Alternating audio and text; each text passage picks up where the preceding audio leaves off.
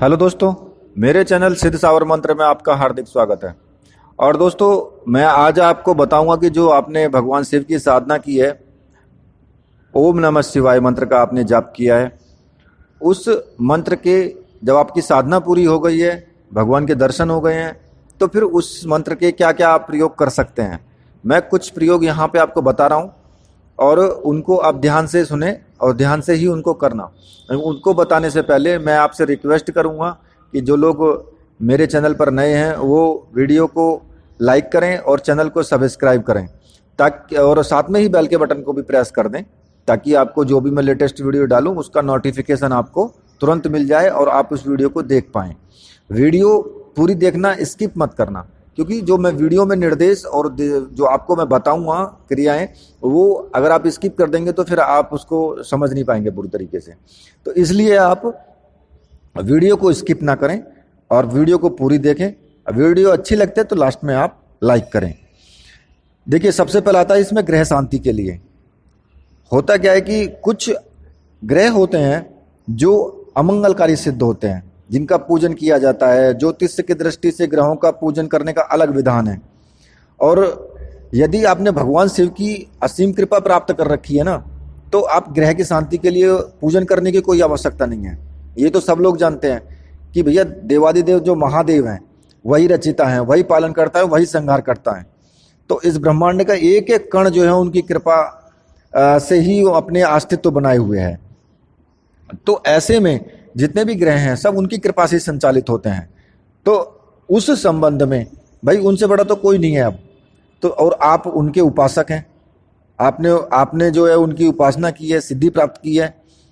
तो ऐसे ग्रह जो है तुम्हारी राशि पर, तो जिसने साधना प्राप्त की है ना, उसकी राशि पर तो कोई किसी तरह की कोई प्रॉब्लम आएगी नहीं। लेकिन आप दूसरे का भी दुख जो मिटा सकते हो, वो कैसे आप मिटाओगे?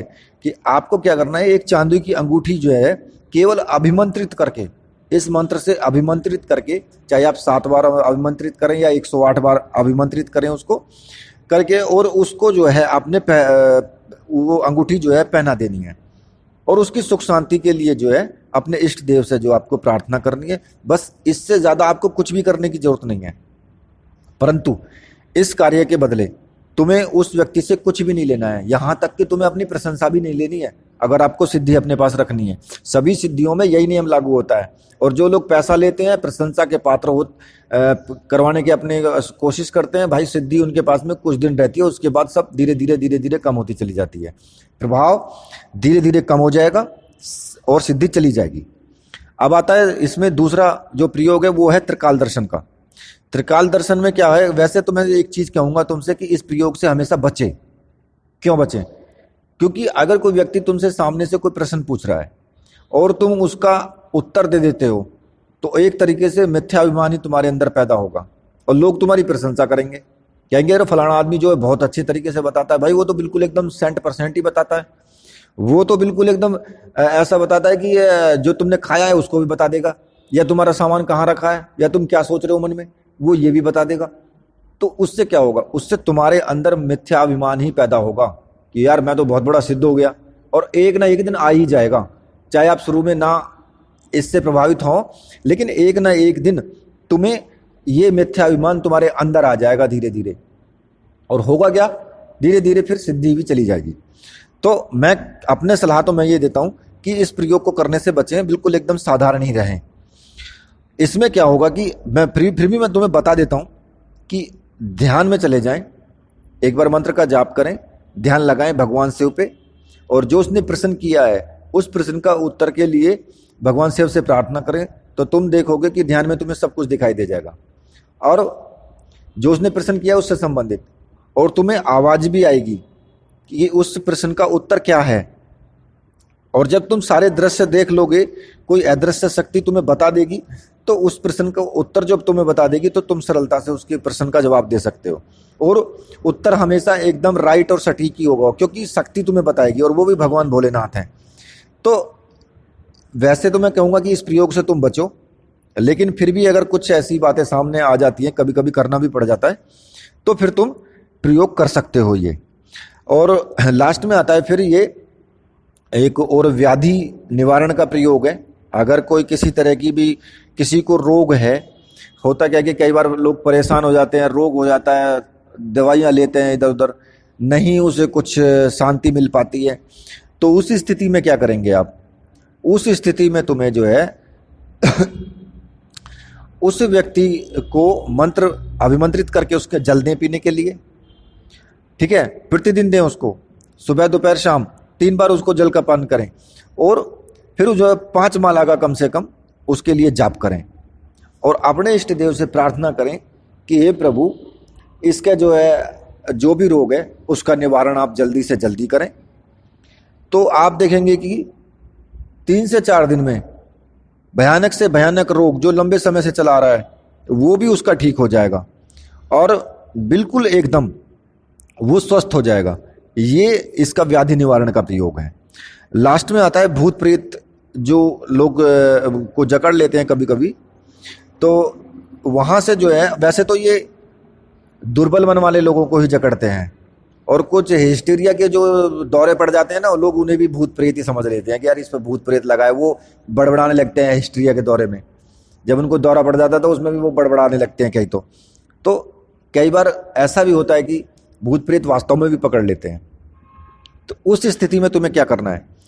उस स्थिति में तुम्हें रोगी को जो है सामने बिठाना है, धूप दीप प्रज्वलित करेंगे उसमें, और 108 मंत्रों की 108 मंत्रों से हवन करेंगे, और उसमें जो है शुद्ध घी की आहुति देनी है, केवल घी की आहुति आपको देनी है। 108 मंत्रों से हवन करेंगे तो आप देखोगे कि रोगी तुम्हारे सामने बैठा हुआ उस समय झूमने लगेगा, और उस पर जो प्रेत होगा वो तुमसे बोलने लगेगा। तो उससे देखो, एक चीज मैं बताऊं, व्यर्थ का वार्तालाप ना करें उससे बिल्कुल भी। अगर वो तुमसे तुम्हारे कहने के बावजूद भी उसका पीछा नहीं छोड़ता है, तुम बहुत उससे प्रार्थना करते हो, कहते हो भाई छोड़ दो इसको, तो अगर वो नहीं छोड़ता है ना, तो तब तुम क्या करोगे?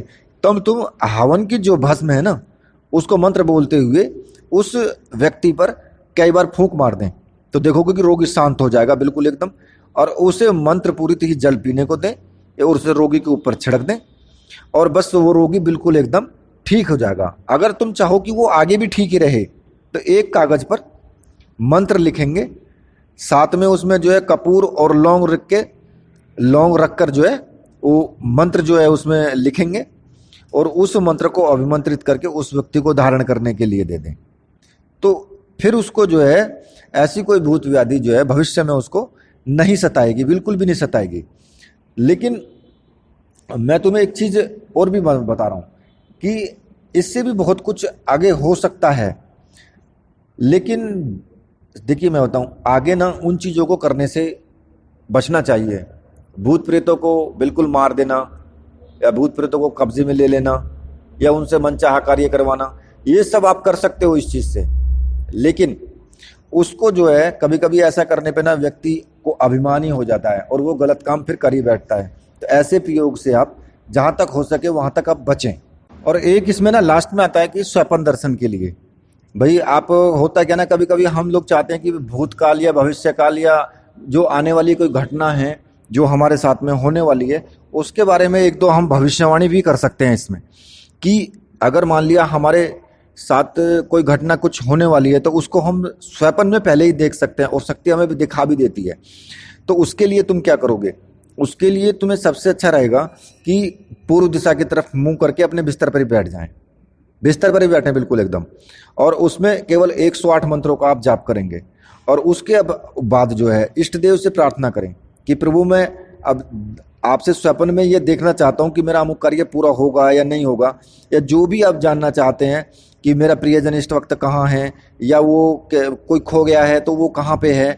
तो इस तरीके से अगर तुम उससे जानना चाहोगे ना स्वप्न में कि मुझे ये सब दृश्य दिखाएं, और उत्तर में जो मुझे उसमें उत्तर मिले उसमें मेरी कैसे मैं मतलब सहायता कर सकता हूँ, कैसे वो जो भी अनिष्ट होने वाला है वो किस तरीके से मैं क्या करूं कि जिससे वो अनिष्ट ना हो, तो उस तरीके से आप जानना चाहोगे।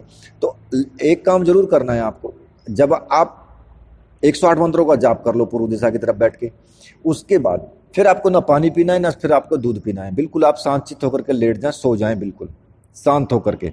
तो आप देखोगे कि आपको स्वप्न जरूर दिखाई देगा, और उस स्वप्न में तुम्हें उस घटना से संबंधित जो तुमने प्रश्न किया है वो सारी घटनाएं तुम्हें नजर आएंगी और तुम्हें उसका उत्तर भी उसी में मिलेगा कि क्या करने से तुम उसमें जो है सफल हो सकते हो कि यह घटना तुम्हारे जीवन में ना हो।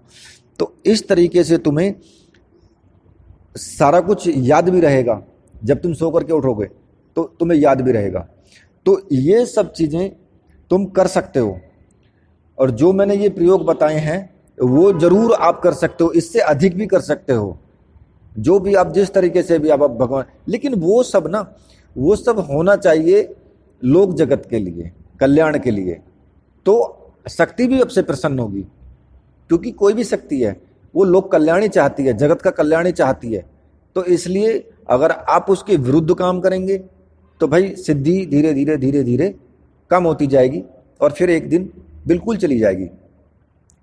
तो इसलिए कभी भी किसी का गलत करने की इसमें चेष्टा ना करें कि किसी को उच्चाटन कर देना, किसी का मारण कर देना या फिर किसी का वशीकरण कर देना। भाई ये सब गलत चीजें हैं। तो इसलिए मैं तुमसे यही कहूंगा कि इस मंत्र से आप, ये भगवान शिव का मंत्र है, भोलेनाथ का मंत्र है, भोलेनाथ की सिद्धि है। तो ये हमेशा आप ना सदुपयोग ही करें, इसका दुरुपयोग ना करें बस। तो सिद्धि आपकी बढ़ती भी चली जाएगी और आपके हर प्रश्न का उत्तर मिलेगा, सब कुछ आपके कहे के अनुसार ही होगा। तो मेरे कहने का मतलब बस इतना सा है। लास्ट में मैंने यही कहा है, बाकी समझ ना समझ आपके ऊपर डिपेंड करती है कि आप क्या करेंगे, क्योंकि हर व्यक्ति अपने हिसाब से काम करता है। मेरा समझाना फर्ज है, बाकी मानना या ना मानना वो आपका काम है।